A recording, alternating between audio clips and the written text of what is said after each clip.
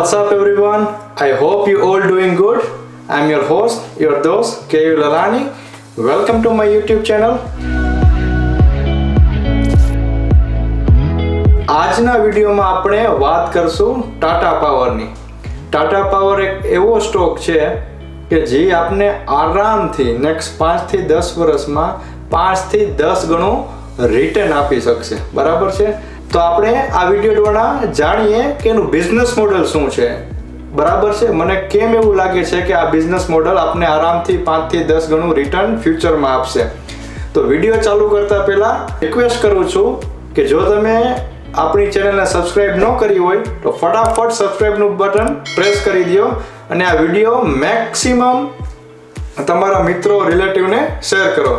તો ટાટા પાવર વિશે જાણતા પહેલા જે સોલાર રિલેટેડ જે 4-5 ટર્મિનોલોજી છે એ હું તમને સમજાવું. એટલે શું કે એનાથી શું થશે કે આપને ડિટેલમાં આખું બિઝનેસ મોડલની ખબર પડશે. શું કામ કે આ રિન્યુએબલ એનર્જીનું સેક્ટર છે અને ઘણા બધા મિત્રોને આ સેક્ટરની અમુક જે મેઇન જે કહેવાય ને કે એ જો આપણે આવડી જાય ને એનું ઓળખતા તો આપણે ઘણા એવા ફ્યુચરમાં જે મને બીજા 2-3 સ્ટોક ધ્યાનમાં છે એનું પણ આપણે વિડીયો ફ્યુચરમાં બનાવશું. રાઈટ? તો તમે જોયું હશે જ્યારે સોલાર કે રિન્યુએબલ એનર્જીની વાત આવે ને તો કંપનીમાં મેઇન એક વસ્તુ યાદ રાખવાની, PPA. હવે તમને એમ થશે કે PPA છે શું? બરાબર? PP એટલે power purchase agreement. Power purchase agreement. બરાબર? હવે આ પાવર પરચેસ એગ્રીમેન્ટ કઈ રીતે કામ કરે છે એ સમજવો ને એ બહુ અગત્યની વસ્તુ છે. બરાબર છે? તો હવે હું તમને એક એક્ઝામ્પલ આપું કે ફોર એક્ઝામ્પલ આ એક કસ્ટમર છે આપણો. બરાબર છે? અને આ ટાટા પાવર છે કંપની.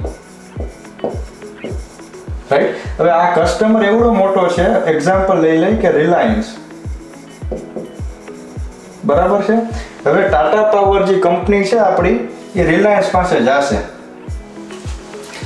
એને એમ કહેશે કે હું તમારા જેટલા સ્ટોર છે ને રિલાયન્સના, રિલાયન્સ ફ્રેશ કે જેટલું એની લોકોનું બિલ્ડિંગ છે એમાં બધામાં અમે સોલાર પેનલ નાખી દેશું. શું કેમાં? મફતની. બરાબર છે? હવે કોઈ પણ વસ્તુ જ્યારે મફતની કોઈ નાખે તો બિઝનેસ ના શું કામ પડે? બરાબર છે? તો હવે શું કરશે? આમાં મફત તો નહીં નાખે ટાટા પાવર, પણ ટાટા પાવર બેંક પાસે જશે કે પછી એનો ફાઇનાન્શિયલ ઇન્સ્ટિટ્યૂટ ગમે જે બીજી હોય એના પાસે જશે. હવે એ લોકો બેંકને કે જેના ફાઇનાન્શિયલ ઇન્સ્ટિટ્યૂટ છે એ લોકોને એમ કન્વિન્સ કરશે કે અમારા પાસે રિલાયન્સનો કસ્ટમર છે પણ હવે કસ્ટમરને અમારે સિસ્ટમ ઇન્સ્ટોલ કરવા માટે ફંડિંગ જોઈશે. એટલે આ જે છે બેંક એ ટાટા પાવરને ફંડિંગ આપશે, પૈસા આપશે આ પ્રોજેક્ટ ઇન્સ્ટોલ કરવાના. બરાબર છે? હવે શું કરશે? ફંડિંગ આવી ગયું ટાટા પાવર પાસે. હવે આ ફંડિંગથી એ રિલાયન્સના જેટલા સ્ટોર છે એ બધામાં સોલાર પેનલ નાખશે. બરાબર છે? હવે પૈસા ક્યાંથી બનાવશે એ અગત્યની વસ્તુ છે. જ્યારે ઇન્સ્ટોલ થઈ જશે ત્યારે એ લોકો પાસે રિલાયન્સમાં 25 વર્ષનો એગ્રીમેન્ટ બનાવશે. કેટલા? 25 વર્ષનો. જે PPA નો હોય ને એ નોર્મલ ટર્મ 25 વર્ષની જ હોય છે, પાવર પરચેસ એગ્રીમેન્ટ. હવે આ 25 વર્ષના એગ્રીમેન્ટમાં છે ને તમે જોશો ને તમે 1, 2, 3 જે 25 વર્ષ સુધીનું હોય કે પહેલા વર્ષે એ 3 રૂપિયાનો વોટ પાવર છે. જેટલું આ સિસ્ટમ પ્રોડક્શન કરશે ને પર વોટ રિલાયન્સને ઇન્સ્ટેડ ઓફ યુટિલિટી કંપનીને એના કરતાં એને ટાટા પાવરને પૈસા દેવાના. જેટલા વોટ જનરેટ કરશે એમાં લખેલું જ હોય છે કે પહેલા વર્ષે 1 વોટના 3 દેવાના અને એસ્કેલેશન હોય કે સેમ પ્રાઇસ નો રહે, જેમ વર્ષ વધે એમ 3% ચેન્જીસ થતો જાય. બીજા વર્ષે 3 રૂપિયા ને 9 પૈસા ચાર્જ કરે. એ રીતે આખા 25 વર્ષનો ચાર્ટ લખ્યો હોય. એટલે હવે આમાં ટાટા પાવરને શું ફાયદો થશે? એ જે દર મહિને ઇન્કમ આવશે ને, રાઈટ, જે યુટિલિટી જનરેટ થશે, ઇલેક્ટ્રિસિટી જનરેટ થશે, એ બેઝિકલી રિલાયન્સ યુટિલિટી કંપનીને નહીં આપે પણ એ પે કરશે ટાટા પાવર્સને અને એમાંથી અમુક હિસ્સો જે મહિને એ બેંકને દેશે તો એના પાસે પ્રોફિટ. હવે આમાં એક ફાયદો શું થાય બિઝનેસ મોડલમાં કે આ પાવર પરચેસ એગ્રીમેન્ટ 25 વર્ષનો હોય એટલે ટાટા પાવરને 25 વર્ષ સુધી કેટલી ઇન્કમ થવાની છે આ પ્રોજેક્ટમાં એ અત્યારથી ખબર પડી ગઈ એને. હું કામ કે 25 વર્ષના રેટ લખેલા છે, બરાબર છે. બહુ સરસ બિઝનેસ મોડેલ છે. સમજો કે ટાટા પાવરને 25 વર્ષ સુધી એના બિઝનેસમાં કેટલી ઇન્કમ થશે એ અત્યારથી જ ખબર પડી જશે, રાઈટ. હવે બીજું એક કારણ, વર્લ્ડના અમુક જે સારી કન્ટ્રી છે, રાઈટ, G20માં જેનો સમાવેશ થાય છે, એમાં ઇન્ડિયા પણ એક કન્ટ્રી છે. એ લોકોએ એક ઇનિશિયેશન લીધું છે કે after certain period of time, કે 20 વર્ષ કે 25 વર્ષ, મને એક્ઝેક્ટ ખબર નથી, એ દરમિયાન એની આખી કન્ટ્રીની જે રિન્યુએબલ એનર્જી હોય ને એ અમુક % મીટ થવી જોઈએ, રાઈટ. હવે ટાર્ગેટ ફોર એક્ઝામ્પલ નક્કી કર્યું હોય કે 40% 2030માં એ કન્ટ્રીની 40% એનર્જી જે પ્રોડ્યુસ થાય છે ને રિન્યુએબલ એનર્જીમાં આવી જોઈએ, બરાબર. સમજો વાત, રિન્યુએબલ એનર્જીમાં એટલે વિન્ડ આવે, હાઇડ્રો આવે, સોલાર આવે, આ બધી રિન્યુએબલ એનર્જીમાંથી. તો ઇન્ડિયામાં એમાંનું એક છે. એટલે હવે તમે ફ્યુચરમાં, અત્યારે ઇન્ડિયા સૌથી પાછળ છે, મોટા રશિયા છે, US છે, એ આપણા કરતાં ઘણા આગળ છે રિન્યુએબલમાં. પણ હવે ઇન્ડિયાને કેચ કરવું જ પડશે નેક્સ્ટ 5 થી 10 વર્ષમાં, બરાબર છે. આ સમજો. હવે એટલે શું કરશે, ગવર્મેન્ટ ઇનિશિયેટિવ કાઢે. કારણ કે આપણે જ્યારે પાછળ હોય, કોકને કંઈક એમ કહી કે ભાઈ હું તને મફતનું આપું તોય ફટાફટ આવે, રાઈટ. એટલે હવે ગવર્મેન્ટે ઇનિશિયેટ કાઢ્યું છે. હવે એને શું હોય, ઇનિશિયેટનું કેવું કરે, એને એસરેક કહેવાય, રેક કહેવાય. રેક એટલે શું આવે, રેક એટલે renewable energy credit. Renewable energy credit. હવે આ વસ્તુ શું છે, આ એક બહુ સરસ મજાની છે, રિન્યુએબલ એનર્જી ક્રેડિટ, રાઈટ. હવે આગળ એસ લગાડજો એટલે આ સોલારમાંથી જનરેટ થાય. Solar renewable energy credit. W રાખો, W રેક એટલે વિન્ડમાંથી જનરેટ થઈ હોય. એચ રાખો તો હાઇડ્રો, રાઈટ. એટલે આ બધા અલગ અલગ ટર્મિનોલોજી છે, આપણે ખાસ ધ્યાન રાખવાની, સમજવા જેવું છે. ઓકે, રેક એટલે રિન્યુએબલ એનર્જી ક્રેડિટ, બરાબર. હવે આ જનરેટ ક્યાંથી થાય એ જ. હવે જ્યારે આ સિસ્ટમ છે જે ટાટા વાળાએ રિલાયન્સમાં નાખી હતી, એ સિસ્ટમ જ્યારે 1000 વોટ જનરેટ કરશે ને, એટલે એ સિસ્ટમ એક રેક જનરેટ કરશે. ઓકે, આ સોલાર છે એટલે એક એસરેક જનરેટ કરશે. હવે આ જે એસરેક છે ને એ કાઇન્ડ ઓફ સ્ટોક જ હોય છે, એને સમજી લો તમે, સ્ટોક જ કયો, એક સર્ટિફિકેટ છે, પણ આપણી ગુજરાતી ભાષામાં ઈઝી પડે ને એટલે આપણે એને સ્ટોક જ કરી નાખી. રિન્યુએબલ એનર્જી સર્ટિફિકેટ છે, રાઈટ, ક્રેડિટ, પણ એ સમજી લો કે સ્ટોક જ છે.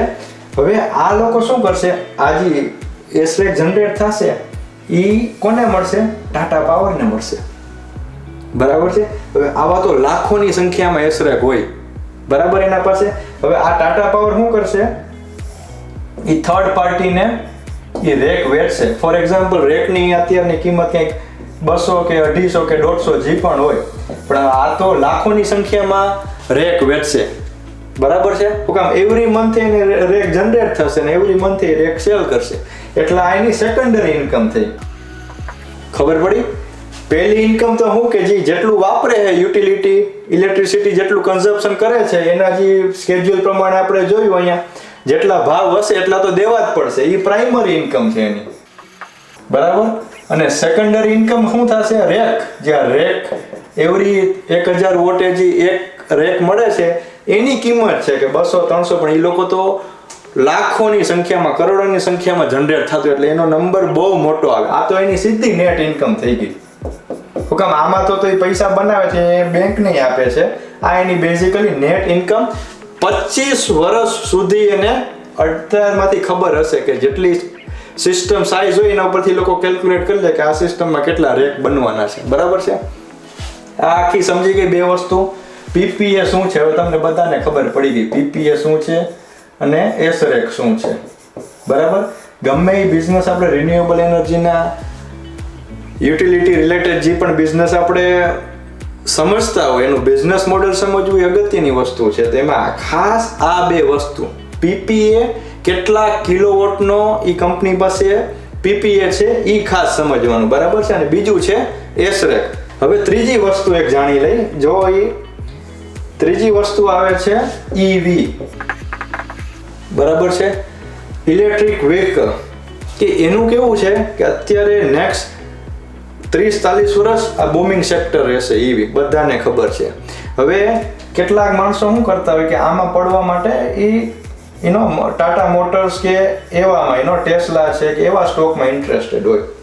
પણ આ ઈવી એવી વસ્તુ છે એ ખાલી ઓટોમેકરને પૈસા નહીં બનાવી દે, જાજુ તો પૈસા બનાવશે કે એનું ઇન્ફ્રાસ્ટ્રક્ચર કોણ ઊભું કરશે. બરાબર છે? ઇન્ફ્રાસ્ટ્રક્ચર એટલે કે ચાર્જિંગ સ્ટેશન, રાઈટ? એ વેરી અગત્યનું છે. જો ચાર્જિંગ સ્ટેશન હરખાએ ઇન્ડિયામાં ડિસ્ટ્રીબ્યુટ નહીં થયા હોય તો એ વ્હીકલને ઇમ્પ્લિમેન્ટ કરવું બહુ અઘરું છે.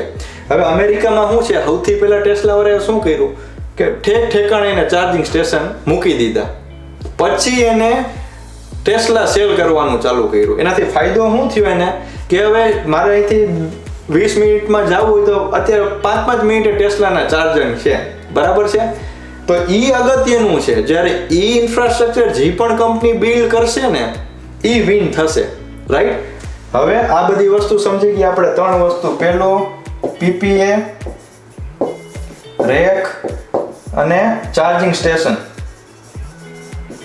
કારણ કે આ ત્રણેય વસ્તુ એક જ કંપની પાસે હોય, તમે વિચારી લો તો એ કંપનીનો ગ્રોથ કેવો હશે. બરાબર છે? તો એ કંપની છે ટાટા પાવર. બરાબર છે? જો ચાલો તો આપણે એનું ડિટેલમાં એક્સપ્લેન કરીએ.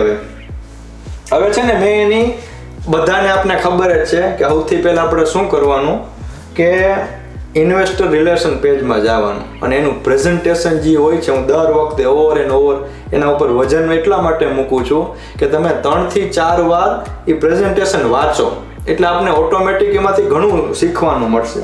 બરાબર છે? તો સૌથી પહેલા આપણે વાત કરીએ એના સીઈઓની કે કોણ કંપનીને મેનેજ કરે છે. મેનેજ કરે છે પ્રવીણ સિન્હા અત્યારે. બરાબર છે? અને ગમે એ કંપનીનો સીઈઓ છે ને is A main leader, right? કે એના ઉપર આખી કંપનીનો ગ્રોથ નિર્ભર હોય છે. એટલે આપણે ખાસ એનો એક્સપિરિયન્સ જોવાનો કે કેટલીક વાર કેવું થતું હોય, કંપની કંઈક અલગ પ્રોડક્ટ બનાવતી હોય અને સીઈઓને એક્સપિરિયન્સ અલગ હોય, એટલે એમાં બહુ અઘરું પડે એ કંપનીને એને સમજવાની પ્રોડક્ટને, રાઈટ? પણ આ કેસમાં તમે જો પ્રવીણ સિન્હાને 36 યરનો એક્સપિરિયન્સ છે, પણ કઈ ફિલ્ડમાં? Generation and distribution, which is very important. Generation એટલે કે યુટિલિટી જે જનરેટ થાય છે જ્યાંથી, દાખલા કે સોલાર, કોલ, હાઇડ્રો, વિન્ડ, એનો પણ એક્સપિરિયન્સ છે. અને ડિસ્ટ્રીબ્યુશન કે જે એન્ડ યુઝરના ઘરમાં પહોંચે છે, રાઈટ? કે આપણે યુટિલિટી જ્યારે આપણા ઘરમાં આવતી હોય એને ડિસ્ટ્રીબ્યુશન કહેવાય.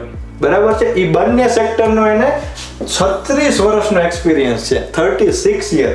અને હવે તમે બીજું જોયો, પ્રાયર ટુ પ્રેઝન્ટ જ્યારે આનો ટાટા પાવરનો સીઈઓ બન્યો ને એ પહેલા એ મેનેજિંગ ડિરેક્ટર હતો ટાટા પાવર દિલ્હી ડિસ્ટ્રીબ્યુશન. બરાબર? એ ટાટા પાવરનો બીજો યુનિટ છે ટાટા પાવર દિલ્હી ડિસ્ટ્રીબ્યુશન, એનો મેનેજિંગ ડિરેક્ટર હતો. આખી કંપની ભાઈ મેનેજ કરતા. 35-36 વર્ષનો એક્સપિરિયન્સ અને રિલેટેડ કંપની મેનેજ કરતો અને પોતે ખુદ હતા ઇલેક્ટ્રિકલ એન્જિનિયર, રાઈટ? પોતે ખુદ છે ઇલેક્ટ્રિકલ એન્જિનિયર. એ પણ બહુ અગત્યની વસ્તુ છે કે એને આ બધી વસ્તુ, ખુદ પોતે જ ઇલેક્ટ્રિશિયન છે એટલે એને આ બધી વસ્તુની ડિટેલમાં નોલેજ હોય. બરાબર? તો આ બહુ અગત્યની વસ્તુ છે જોવા માટે. બરાબર છે? હવે બીજું આપણે જોઈ તો આ વાત કરી આપણે એના સીઈઓને. હવે બીજી વાત કરી છે આપણે કે એના બિઝનેસ ક્યાં ક્યાં કરે છે. Power generation. જનરેશન એટલે કે મોટા મોટા સોલાર, વિન્ડ, એ બધા મોટા મોટા ફાર્મ નાખે છે અને એમાંથી જે પાવર જનરેટ થાય ને એ વેચે છે. કોને વેચે છે? એક આ વસ્તુ છે અને પાવર ડિસ્ટ્રીબ્યુશન. પાવર ડિસ્ટ્રીબ્યુશન એટલે જે જનરેશન થાય એને ડિસ્ટ્રીબ્યુટ કરે, ઇન્ડસ્ટ્રીમાં જાય, રેસિડેન્શિયલમાં જાય. બરાબર? અને આ એક વસ્તુ બહુ સરસ છે એની. એટલે 3 સેક્ટરમાં એનો બહુ સરસ મજાનું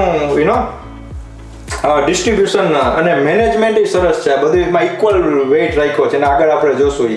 અને હવે હમણાં રિસેન્ટલી એટલે છેલ્લા 2-3 વર્ષથી કે જે એને 3 બીજા નવા સેક્ટરમાં જે પોતાનો પગ મૂક્યા છે ને એ એક છે ઇઝી ચાર્જ. તમે ગૂગલમાં સર્ચ કરી લેજો કે એ છે ને મેઇન ઈવી ઇન્ફ્રાસ્ટ્રક્ચર્સ જે મેં તમને કીધું આપણે કે ચાર્જિંગ સ્ટેશન કે જ્યાં જાવ ત્યાં ચાર્જિંગ સ્ટેશન જે કંપનીના જાજા હશે ને એ કંપનીને ઈવીની ગેમમાં બહુ સારો બેનિફિટ મળશે. તો મારી એક રિક્વેસ્ટ એ છે, તમે જ્યાં પણ જતા હોય, બરોડામાં રહેતા હોય, રાજકોટમાં, અમદાવાદમાં, ખાસ એ આપણે જોવાનું કે કઈ કંપની અત્યારે ઈવીના ચાર્જિંગ સ્ટેશન જાજા નાખે છે. જે પણ કંપની તમને જોવા મળે ને પ્લીઝ મને કોમેન્ટમાં લખજો, કારણ કે હું એ યુએસમાં છું એટલે મને એ ખબર નહીં પડે, પણ એનાથી આપણે બધા જો આજે ટીમ વર્ક કરશું આપણે તો આપણે ઘણો ફાયદો થશે ફ્યુચરમાં. બરાબર? તો એક જ રિક્વેસ્ટ છે, તમે આજુબાજુ ક્યાંય ચાર્જિંગ જોવો ને તો ફોટો પાડી કોમેન્ટમાં મૂકી દેજો. બરાબર છે? હવે બીજું, ઇઝી હોમ ઓટોમેશન. ઘણા માણસો એને સ્માર્ટ હોમ કહે. સ્માર્ટ હોમ યુએસમાં બહુ જૂનો કોન્સેપ્ટ છે, જૂનો એટલે 15 વર્ષથી, પણ ઇન્ડિયામાં હજી એટલો બધો ઇમ્પ્લિમેન્ટ નથી થયો, અનુકરણ કરવામાં આવ્યું નથી એનું. પણ ટાટા જે પાવર છે એને ઇનિશિયેટ લીધું છે નેક્સ્ટ ફ્યુચરમાં ઇઝી હોમ. હવે હું તમને સિમ્પલ સમજાવું કે હોમ ઓટોમેશન શું હોય છે. રાઈટ? હવે આપણે કેવું હોય કે કેટલીક વાર આપણે ઘર બંધ કરીને જતા રહ્યા હોય, હવે આપને યાદ ન હોય કે હારું મેં લોક માર્યું છે કે નથી માર્યું. બરાબર? પણ ટાટાવાળા એવા લોક કાઢવાના છે કે તમને લોક ન માર્યું ને તો તમને ટેક્સ્ટ મેસેજ આવશે કે ભાઈ તમારું ઘરનું લોક નથી માર્યું, આ બટન દબાવો એટલે લોક લાગી જાય. બરાબર છે?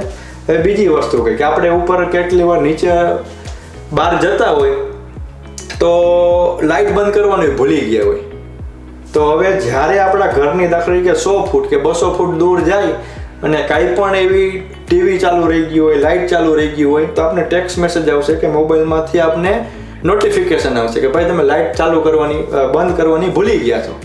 તો આ જે વસ્તુ જે પણ થાય છે એને હોમ ઓટોમેશન કહેવાય. એ કોન્સેપ્ટ ઇન્ડિયામાં આવશે નેક્સ્ટ 5, 10, 15 કે 20 વર્ષમાં. બધાય ઘરમાં આ વસ્તુ થવાની છે અને પોસિબલ જ છે.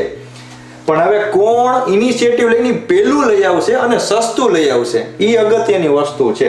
તો ટાટાવાળાએ ઓલરેડી આ કોન્સેપ્ટ ઉપર કામ ચાલુ કરી દીધું છે. સમજો, વસ્તુ બહુ અગત્યની છે. બરાબર છે? એટલે જ મેં તમને જો અહીંયા લખ્યું છે કંટ્રોલ ડિવાઇસ રિમોટલી. આ મેં તમને ખાલી એક્ઝામ્પલ આપ્યા હતા કે આજે બે આપણે વાત કરી, પણ એવા તો લાખો ઘણી બધી છે કે એ ટાટાવાળાનો ગોલ છે કે ફ્યુચરમાં હોમ ઓટોમેશનની ફિલ્ડમાં પણ ઘૂસવાનું. બરાબર છે? હવે બીજી વાત થઈ. ત્રીજી વાત સ્માર્ટ મીટર. એને આપણે નેટ મીટર કહેવાય. હવે ઘણાને એમ થાય કે સ્માર્ટ મીટર હોય શું છે, તો ટૂંકમાં સમજાવી દો. હવે આપણા જે અત્યારે જે બહારના મીટર મૂક્યા હોય લાઇટના, લાઇટ બિલ, ઇલેક્ટ્રિસિટીના, એ એક જ ડિરેક્શનમાં ફરતું હોય. હવે દાખલા કે તમે સોલાર નાખો, તમે આખા દિવસમાં તો આપણે ઇન્ડિયામાં સન બહુ સરસ હોય છે એટલે જેટલો વપરાશ હોય એના કરતાં પણ આપણે પ્રોડક્શન વધુ થતું હોય. તો હવે જ્યારે નેટ મીટર હોય ને એ ફોરવર્ડ ફરે અને બેકવર્ડ ફરે, બે દિશામાં ફરતું હોય. જ્યારે વધુ પ્રોડક્શન થાય તો ઊંધું ફરવા માંડે જોતું હોય એના કરતાં. એટલે ટૂંકમાં એનું કેટલું પ્લસ થયું કેટલું માઇનસ થયું બધાનો હિસાબ રાખે. બરાબર છે? જો પ્લસ થયું હોય તો એટ ધ મહિનાના એન્ડમાં ટાટાવાળા આપને ચેક મોકલાવશે. એટલે એ કોન્સેપ્ટ બહુ સરસ છે. એનો સમજવા જેવો કે તમારા ઘરના રૂફમાંથી નહીં તમે પૈસા બનાવશો ફ્યુચરમાં. અત્યારે શું હાલે છે મને નથી ખબર, પણ તેનો કોન્સેપ્ટ છે નેટ મીટરનો. એટલે એ મીટર જે પણ ઘરમાં કે કારખાનામાં કે ફેક્ટરીમાં જેને સોલાર નાખી છે, પ્રોડક્શન જે છે એનું વધુ થતું હોય યુઝ કરતા, તો એ જે પણ એક્સ્ટ્રા જે 100 કે 200 કે 1000 વોટ જે વેચ્યા છે એ ટાટાવાળા જેટલા રૂપિયા કે 3 રૂપિયા હાલતા હોય, 4 રૂપિયા, તો દર વર્ષના એન્ડે 12 મહિને એકવાર જે પ્લસ માઇનસ હોય, પ્લસ જો હોય તો ટાટાવાળા તમને ચેક મોકલે. આ એનો બહુ સરસ છે. આ યુએસમાં ઓલરેડી છે, મારા ઘરે ખુદ છે એટલે મને ખબર છે. બરાબર છે? વિચારવા જઈએ. હવે વાત છે પાવર જનરેશન. એ પણ કેની? રિન્યુએબલ. જે પણ કંપની એનો ફોકસ સોલારમાં કે એની રિન્યુએબલ વિન્ડમાં કે હાઇડ્રોમાં વધુ કરશે એ આગળ જતા એને ફાયદો થશે. શું કામ કે એના પાસે જાજા પાવર પરચેસ એગ્રીમેન્ટ હોય, અને પાવર પરચેસ એગ્રીમેન્ટ આપણે જોયું કે એમાં મલાઈ ને ઘી છે બધું. બરાબર છે? તો હવે જુઓ ટાટા પાવરની અત્યારે કેટલી છે? 12,800 મેગાવોટ. બરાબર? અત્યારે એના પાસે પોર્ટફોલિયો, આ પોર્ટફોલિયોમાં બધું આવી ગયું. બરાબર? હવે એટલે બેઝિકલી 12.8 ગીગાવોટ આ મેગાવોટમાંથી એને 12,800માંથી 2.8 એટલે ગીગાવોટમાં કન્વર્ટ કર્યું. આ જે પોર્ટફોલિયો છે અત્યારે કરંટનો પોર્ટફોલિયો છે, પણ ખાલી નેક્સ્ટ 4 યર્સમાં એને ડબલ કરવો છે. 50% વધારો 4 વર્ષમાં. અત્યારે 21માં તો છે જ આપણે, પણ એ લોકોનો ગોલ છે 2025માં આ 12.8 છે ને એના 25 ગીગાવોટ કરવા છે. 25, it's a big number, huge achievement, right? હવે બીજી વસ્તુ કે ઈ છે ને એમાંથી અત્યારે જેટલી એનર્જી પ્રોડ્યુસ થાય છે એમાં 30% ક્લીન એનર્જીનો છે. આમાંથી જે આ 12,800માં 30% છે ને એ ક્લીન એનર્જી એટલે કે સોલર, રિન્યુએબલ એ બધામાં, બરાબર? એ નંબર વધારીને એ લોકોને કરવો છે 60%. બહુ મોટી વસ્તુ છે. 25માં જ 30માંથી એને 60% રિન્યુએબલ એનર્જીમાંથી કરવું છે. ક્યારે? ખાલી 4 જ વર્ષમાં, બરાબર છે? બહુ અગત્યની વસ્તુ છે. અને બીજી વસ્તુ, ટાટા પાવર પાસે અત્યારે 3 મિલિયન, બરાબર, એટલે 30 લાખ કસ્ટમર છે. હાલની તકે ટાટા પાવર પાસે 3 મિલિયન કસ્ટમર છે અને એનું કેટલા કરવા છે? 20 મિલિયન ખાલી 4 જ વર્ષમાં. એટલે કેટલો ગ્રોથ થયો, બરાબર છે? તમે જોવો આ બધી વસ્તુ. એટલે જો આ બધી વસ્તુ એ સક્સેસફુલી ઇમ્પ્લિમેન્ટ કરશે ને તો આ સ્ટોક 5 થી 10 ગણા થવાનું કોઈ નહીં રોકી શકે, બરાબર છે? હવે બીજી વસ્તુ, આ તો આપણે ખાલી વાત કરી એની રિન્યુએબલ એનર્જી સેક્ટરની, બરાબર છે? હવે એક આર્ટિકલ એવેન્ડસ કેપિટલ એક કંપની છે, એને સર્વે કર્યો હતો કે એના સર્વે પ્રમાણે કે ઇન્ડિયા પાસે 500 બિલિયન રૂપિયાની આખું નવું સેક્ટર ઈવી, ઇલેક્ટ્રિક વ્હીકલ, એનું કેપેસિટી કેટલી એની લોકોએ અંદાજો માર્યો છે 500 બિલિયન રૂપિયા. એટલે હ્યુજ ઓપોર્ચ્યુનિટી છે, બરાબર છે? હવે મેં આપણે વાત કરી એમ ઈવી એટલે ના જ ખાલી કે જે માણસો વ્હીકલ બનાવે છે એ કંપની માટે જ કામનું નથી, પણ સૌથી અગત્યનું છે કે જે માણસો ઇન્ફ્રાસ્ટ્રક્ચર ઊભું કરશે, એમાં આપણી કંપની છે ટાટા પાવર. અને એને ઇનડાયરેક્ટલી બેનિફિટ મળશે આ બધામાંથી ઈવી સેક્ટર. શું કામ કે આપણી આ જે ટાટા પાવર છે એ લોકો ચાર્જિંગ સ્ટેશનનો પ્રોજેક્ટ એ લોકો કરવાના છે, રાઈટ? તો ઇનડાયરેક્ટલી ઈવીનું માર્કેટમાંથી થોડોક શેર ટાટાને જવાનું છે, રાઈટ? અને એ જે તમને વાત કરી હતી એ જો આર્ટિકલનો મેં અહીંયા સ્ક્રીનશોટ મૂકેલો છે. આપણે જે 40%ની વાત કરી હતી, રાઈટ? એ આઈ થિંક આમાં ક્યાંક લખેલું જ છે. આ રહ્યું જો 500 બિલિયન એ આર્ટિકલનું છે. એટલે તમને જો ટાઈમ મળે તો આર્ટિકલ જરૂર વાંચજો, જેનાથી આપને સારી એવી બીજી પણ ખબર પડશે, બરાબર? એનાથી હવે ત્રીજી વસ્તુ, માર્કેટ વોચ તો બધાને ખબર જ છે, રાઈટ? એ લોકોએ એક સર્વે કર્યો હતો. એના સર્વે પ્રમાણે જે આપણો ઈવી છે, રાઈટ, ઈવી સેક્ટર 40%, બહુ મોટું કહેવાય, 40% કમ્પાઉન્ડિંગ એન્યુઅલ ગ્રોથ રેટ. આ જે સેક્ટરનો ગ્રોથ રેટ છે 40%, કે every year over year next 10 years 40% જેટલો એનો ગ્રોથ મળશે. તો આ ઇનડાયરેક્ટલી આપણે કોને ફાયદો થશે? આ બધો ટાટા મોટર્સને. આવડું મોટું સેક્ટર હોય એમાં ઘણી બધી કંપનીઓને ફાયદો થાય, પણ આપણે એવી કંપની પિક કરી છે કે જે સારી છે અને એનું જે મેનેજમેન્ટ અને એનું વિઝન બેસ્ટ છે, બરાબર છે? જે આમાં મેં આર્ટિકલની અહીંયા કોપી કરેલી છે, એમાં બધું લખેલું જ છે. એના પ્રમાણે મેં તો 40% લીધું હતું, પણ અહીંયા તમે કન્વર્ટ કરો તો 42% કમ્પાઉન્ડેડ એન્યુઅલ ગ્રોથ રેટ છે, બરાબર છે, ઈવીનો. અને બીજી વસ્તુ, આ લોકોએ છે ને અત્યારથી, હજી તો ઈવીનું ઇન્ડિયામાં એટલું બધું નથી, રાઈટ? કઈ કંપની આવવાની છે, શું છે, એ બધું હાલે છે, પણ આ લોકોએ તો દે આર ઓલરેડી અહેડ, કે એને ખબર જ છે આપણે આમાં જવાનું છે.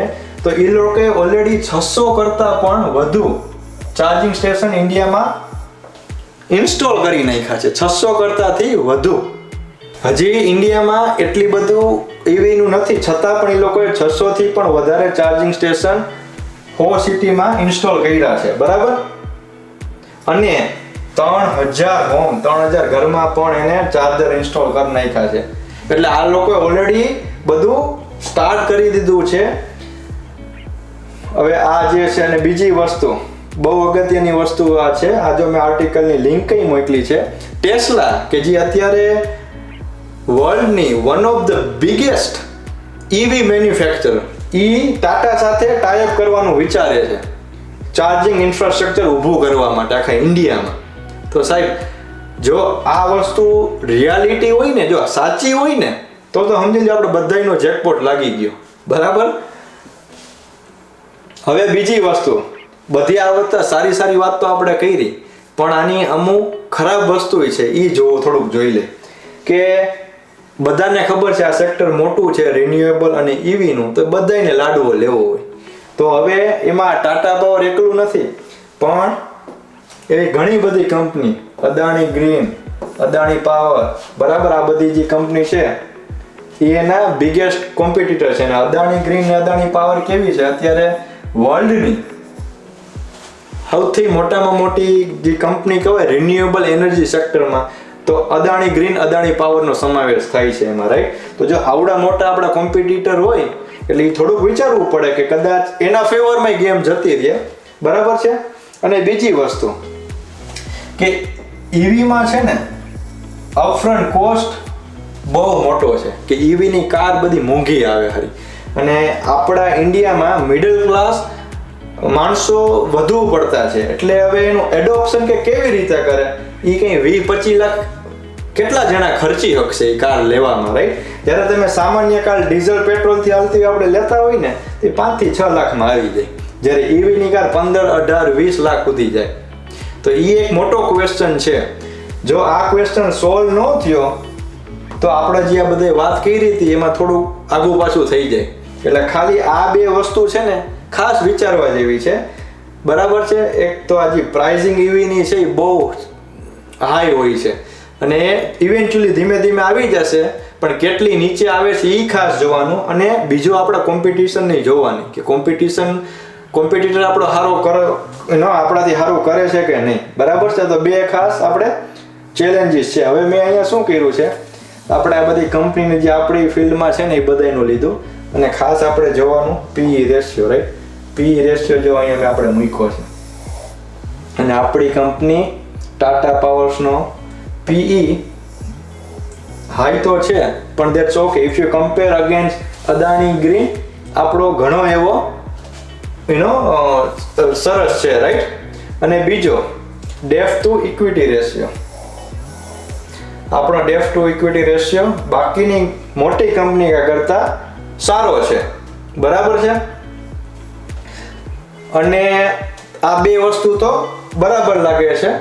સો આઈ હોપ તમને આ વિડીયોમાંથી ઘણું બધું જાણવા જેવું, આ આખું મોડેલ જે આપણે ડિસ્કસ કર્યું ટાટા પાવરનું, મને કોમેન્ટમાં જરૂર ને જરૂર બતાવશો. શું કામ કે મેં આ બનાવવા માટે મેં છેલ્લા 2 દિવસ કન્ટિન્યુઅસ અભ્યાસ કર્યો છે. તો મને પ્લીઝ ખાલી એટલી જ રિક્વેસ્ટ છે કે ફટાફટ તમે વિડીયો શેર કરજો અને કોમેન્ટ લખજો. કેમ કે મારા વ્યુઅર કોમેન્ટ્સ દ્વારા મને ઇન્ટરેક્ટ કરે તો મજા આવશે આપણે એકબીજામાં જાણવાની. તો ચાલો મળીએ આપણે નેક્સ્ટ વિડીયોમાં.